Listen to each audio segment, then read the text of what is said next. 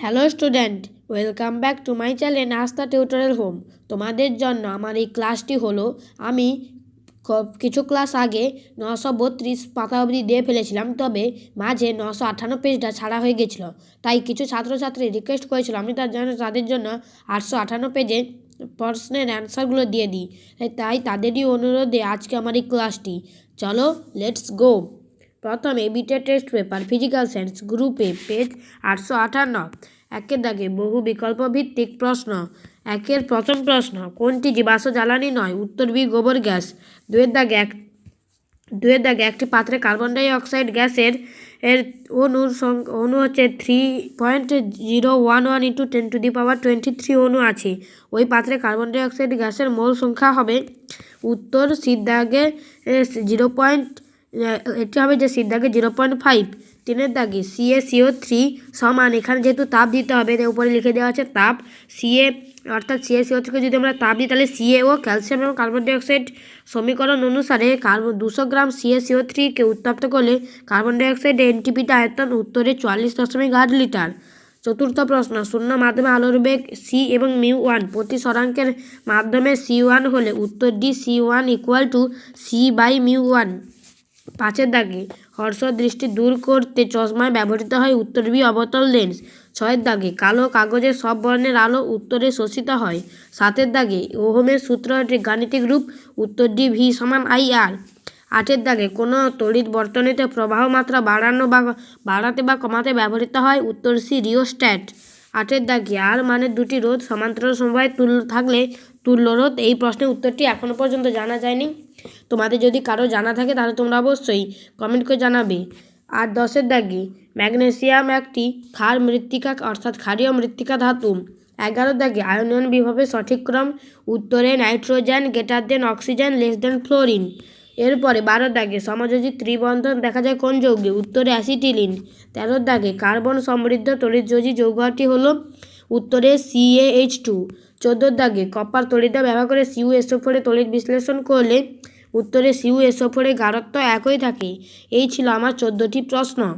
এরপরে আছে এবিটে test paper physical science group B, যা পেজ নাম্বার 859। দুয়ের দাগে নিম্নলিখিত প্রশ্নগুলির উত্তর দাও। বিকল্প প্রশ্নগুলি লক্ষণীয়। একের দাগে বিশ্ব উষ্ণায়ন কমানোর একটি উপায় লেখো। উত্তর, সমগ্র বিশ্বজুড়ে উষ্ণতা বৃদ্ধির হার প্রশমিত করার কিছু উপায় অবলম্বন করা জরুরি। একদিকে যেমন গ্রিনহাউস গ্যাসগুলি নির্গমন হ্রাস পাবে তথা গ্রিনহাউস প্রভাবের মাত্রা কমবে, তেমনি অন্যদিকে পৃথিবীর গড় উষ্ণতা বৃদ্ধির মাত্রাও নিয়ন্ত্রিত হবে। একের দাগে তোমাদের এখানে প্রথম পয়েন্ট করবে যে জীবাশ্ম জ্বালানির ব্যবহার হ্রাস। কাঠ, কয়লা, পেট্রোলিয়াম ইত্যাদি জীবাশ্ম জ্বালানি ব্যবহার যথাসম্ভব কমিয়ে বায়ুমণ্ডলে কার্বন ডাই অক্সাইডের অতিরিক্ত যোগান দিতে হবে। তোমাদের যেহেতু এখানে একটি পয়েন্ট বলেছিলাম, তোমাদের এখানে একটি পয়েন্ট দিলাম। এরপরে অথবা কোল বেড থেকে কোন জ্বালানি পাওয়া যায়, উত্তর মিথেন। দুয়ের দাগে মিথানোজেনিক ব্যাকটেরিয়া কি? যেসব ব্যাকটেরিয়া বায়ুর অনুপস্থিতিতে বায়োমাসে বিয়োজন ঘটিয়ে প্রকৃতিতে মিথেন গ্যাস মুক্ত করে তাদেরকে কি বলে? Methanogenic bacteria. তিনের দাগে উষ্ণতা পরম স্কেল অনুসারে চার্লসের সূত্রটি বিবৃতি করো। স্থির চাপে নির্দিষ্ট ভরের কোনো গ্যাসের আয়তন গ্যাসটির পরম উষ্ণতার সমানুপাতিক। এরপরে চারের দাগে পরপর দুটি সংঘর্ষে মধ্যবর্তী সময় কোনো গ্যাসীয় অণু যে পথ অতিক্রম করে তাদেরকে কি বলে? এই প্রশ্নের উত্তরটি এখনও পর্যন্ত জানা যায়নি। তোমার যদি কারো জানা থাকে তাহলে কমেন্ট করে জানাবে।